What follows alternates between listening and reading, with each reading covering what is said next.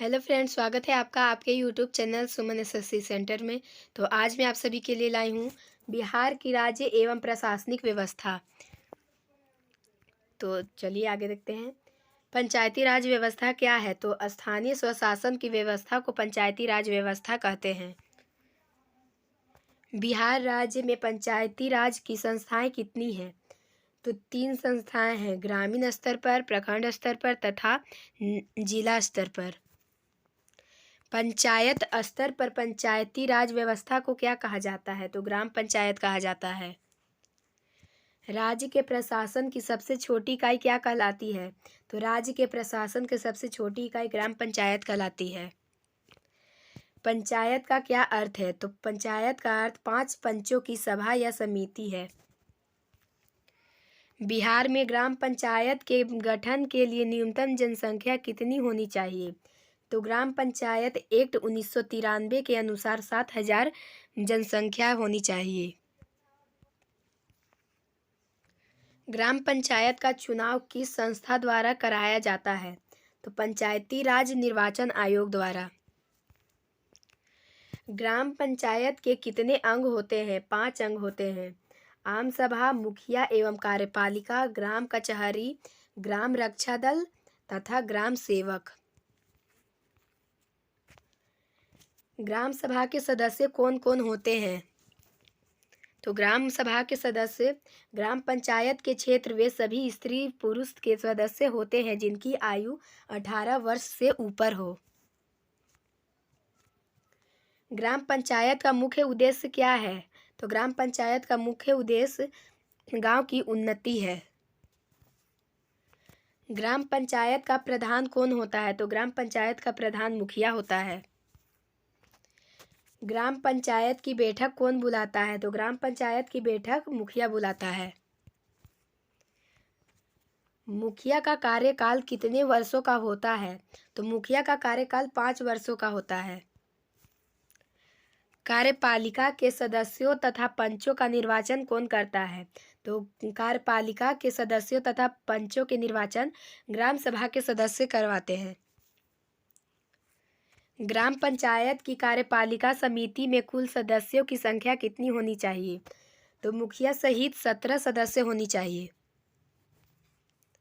ग्राम कचहरी का प्रधान कौन होता है? तो ग्राम कचहरी का प्रधान सरपंच होता है।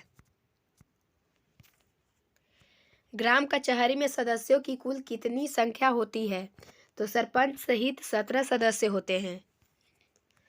ग्राम कचहरी का मुख्य कार्य क्या है? तो गांव स्तर पर लड़ाई झगड़ों का निष्पादन करना। ग्राम कचहरी में सरपंच और दूसरे सदस्यों का कार्यकाल क्या है? तो 5 वर्षों का है।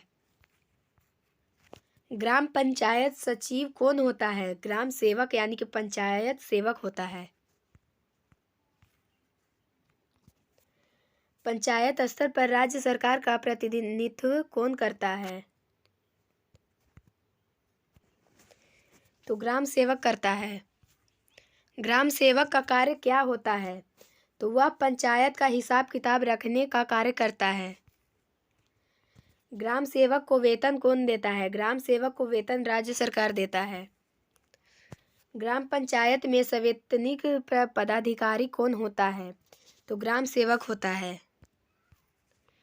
ग्राम रक्षा दल क्या है? यह पंचायत की पुलिस व्यवस्था है। ग्राम रक्षा दल का प्रधान कौन होता है? तो ग्राम रक्षा दल का प्रधान दलपति होता है। दलपति की नियुक्ति कौन करता है? दलपति की नियुक्ति कार्यपालिका समिति के परामर्श में मुखिया करता है। ग्राम रक्षा दल के सदस्यों की आयु क्या होती है? तो 18 से 30 वर्ष तक होती है। प्रखंड स्तर पर पंचायती राज व्यवस्था संस्था को क्या कहा जाता है? तो प्रखंड समिति कहा जाता है। प्रखंड समिति का प्रधान कौन होता है? प्रखंड समिति का प्रधान प्रमुख होता है। प्रमुख का चुनाव किस प्रकार होता है? तो प्रमुख का चुनाव प्रखंड समिति के सदस्य आपस में एक प्रमुख तथा उप प्रमुख का चुनाव करते हैं।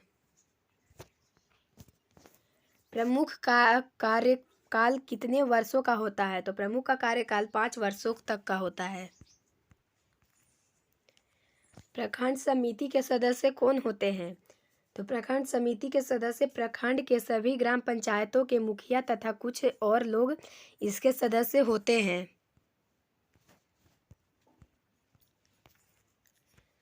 पंचायत समिति का मुख्यालय कहाँ होता है? तो पंचायत समिति का मुख्यालय प्रखंड में होता है। पंचायत समिति का सचिव कौन होता है? तो पंचायत समिति का सचिव प्रखंड विकास पदाधिकारी यानी कि BDO होता है।